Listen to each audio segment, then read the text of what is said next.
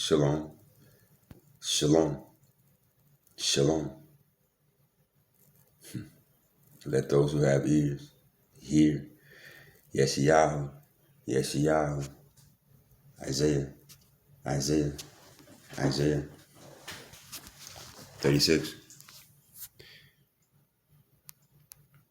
It was in the 14th year of King Hezekiah that the king of Assur advanced against all the fortified cities of Judah and captured them. From Lachish, the king of Assur sent to Hezekiah in Jerusalem with a large army, an envoy, right? He positioned himself by the aqueduct under the upper pool, from the upper pool, which is by the road to the launderer's field. Eliakim, the son of Hilkiah, who was in charge of the household, Shivana, the general secretary, and Yohak, the son of Asaph, the foreign minister, went out to meet him. He addressed them. So we have the king of Assur sent out, someone to address the king of Israel, or Judah, I should say, right?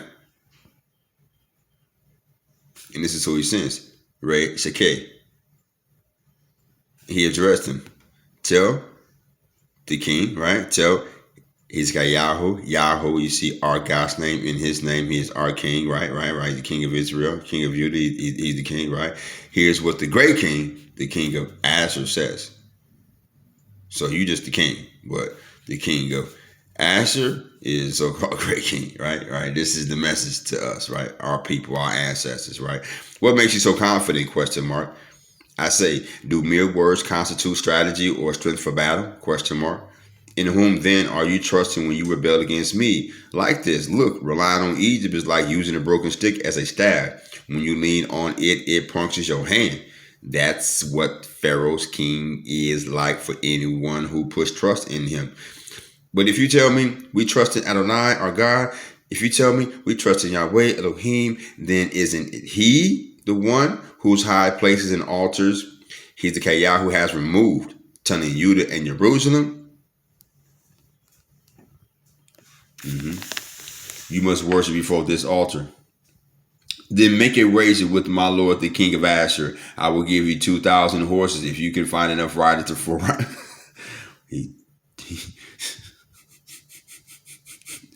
kind of funny.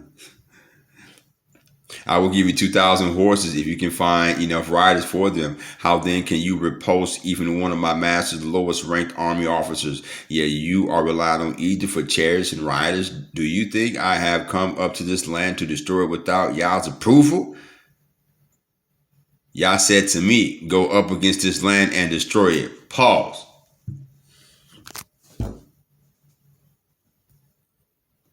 Now, you must understand, this is the king of Assur speaking. Or he's sending his men and he's speaking. Now, we are in Yeshayahu, Isaiah 36, right? Now, if you go back, I think this is part 41 as we travel through Isaiah, Yeshayahu, and you'll see that this warning has been coming to Israel, right? This warning has been coming, telling them, hey, I'm finna send the king of Assur. He gonna break you up because of your sin. You bogus. He gonna break you up because of your sin. I'm sending the king of Assur. I'm sending him, right? You can go to Egypt, and he been told him in previous words through Isaiah. You can go to Egypt, ain't gonna matter. Now the king of Assur himself is saying the same thing the Most High told him, right? What he said, look. What makes you so confident? I say, do mere words constitute strategy and strength for battle? In whom then are you trusting when you rebel against me? Like this. Look, and he tells them, the king of Assur saying the same thing that Yah told him, right? Relying on Egypt is like a broken stick as a staff. So when you lean on it, what's you going to fall, right? When you lean on it, it punctures your hand. That is what the king of Egypt is like for anyone who puts his trust in him. And then the king of Assur is telling us, right? Telling. But if you tell me we trust in Yah, our God, so Yah's not my God. This is what the king of Asher is saying. And you telling me you trusted Yah, you're a God, okay? Then isn't he the one whose high places and altars your king removed? Telling Judah and Jerusalem to do what? You must worship before this altar. Right? It was your king that stopped obeying your God. So now he continues to tell him, he says what? He says, all right, then I'll make a wager with my lord, the king of Asher. I will give you 2,000 horses if you can find enough riders for them. How then can you repulse even one of my master's lowest ranked army officers? Yet you are relying on Egypt for chariots and riders. Do you think I have come into this land to destroy it without Yah's approval? Yah said to me, go up against this land and destroy it. So now he tells him,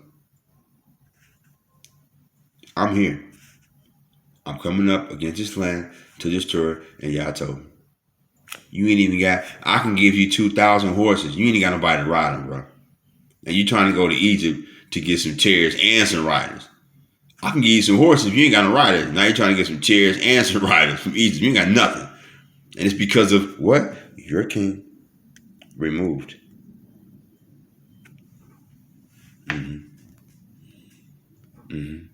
Let's continue. Eliakim, Shivna, and Yoha said to Rav Shekah, please speak to your servants in Aramaic, since we understand it. Don't speak to us in Hebrew. While the people on the wall are listening. What? How? Listen. What?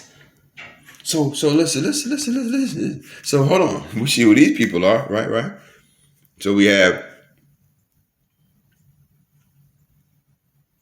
right? And so now we have, who are these men? We have Eliakim, the son of Hidayahu. We have Shivna, the general secretary, and we have Yohav, the son of Asaph. Right. These are all Israel people, right? And now guess what these dudes tell to their enemy? Hey, can you please speak to us in your language? Can we understand it? Don't speak to us in our language. While the people on the wall are listening. Please speak in another language while you punking this out. Right. But Ray Shavah answered. Did my master send me to deliver my message? Right.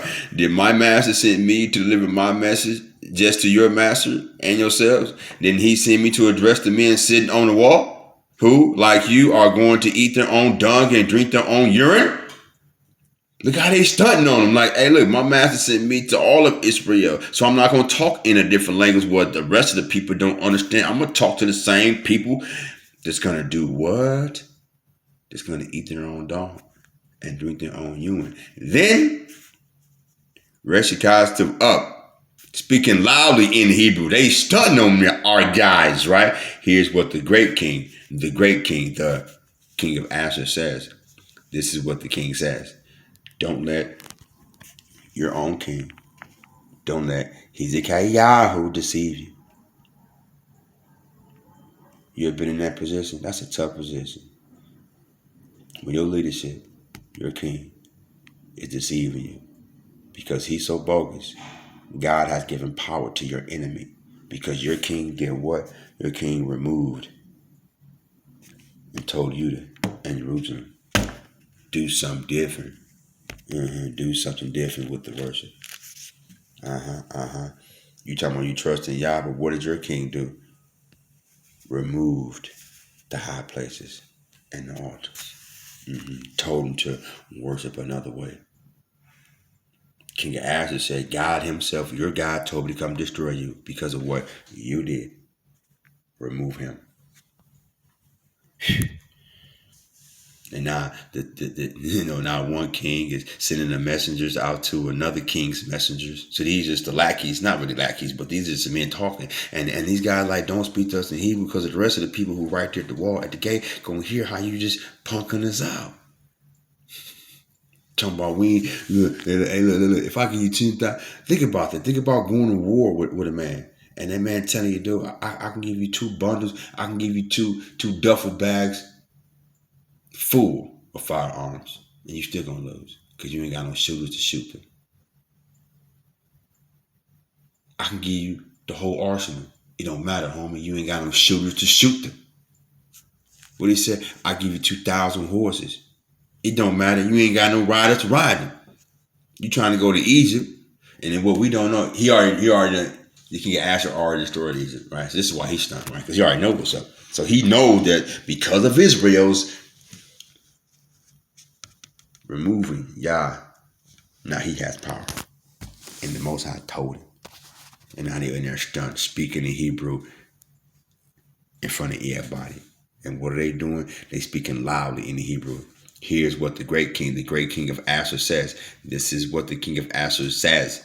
Don't let your king deceive you because he won't be able to save you. And don't let Hezekiah you make you trust in Yah by saying Yah will surely save us. This city will not be given over to the king of Asher. Don't let the king fool you. For this is what the king says. Make peace with me. Surrender to me. Then every one of you can eat from this vine and fig tree and drink the water in his own cistern until I come and take you away to a land like your own, a land with grain and wine, a land with bread and vineyards. Because of Hezekiah, he is only deluding you. Your king is deluding you. When he says Yah will save us, has any God of any nation ever saved his own from the gods of, this is their God, right? Did they save Samaria from my power? Was the God of any of these countries that I have that has saved its country from my power so that y'all might be able to what? To save Jerusalem from my power. But they kept still and didn't answer him so much as a word. For the king order was, don't answer him. Then Eliakim, the son of Eliakim, who was in charge of the household, Shivna, the general secretary, and Johath, the son of Asaph, the foreign minister, went to the king, Hezekiah, with their clothes torn, and reported to him what had been said.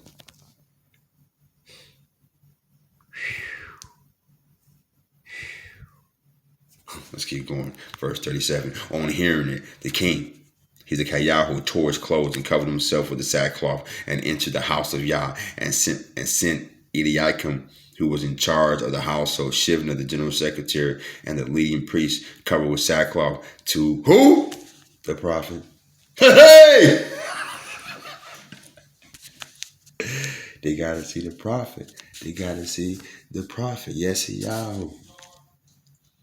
When you the king, and you don't know what to do, and your enemy's about to overtake you, and you know it's because of your sin, you better go holler at the prophet. Rip your clothes. Go holler at the prophet, the son of Amos. They said to him, this is what Hezekiah who says, today is a day of trouble, rebuke, and disgrace. Children are ready to be born, but there is no strength to bring them to birth.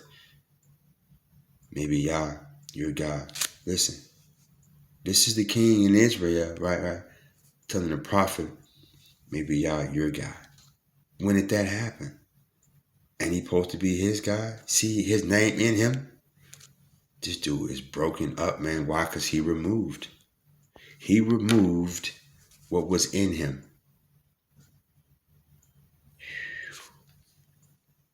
Message. This is what Hezekiah says. Today is a day of trouble, rebuke, and disgrace. The children are ready to be born, but there is no strength to bring them to birth. Maybe Yah, your God, will hear the words of Rav Shekah, whom his master, the king of Asher, has sent to taunt the living God, and will rebuke the message which Yah, your God, has heard. So pray for the remnant that is left. Pray for the remnant. Excuse me. Pray for the remnant that is left. When the king's servant came to Yesaiah, he said to them, tell your master, this is what Yah says. Don't be afraid of the words you heard.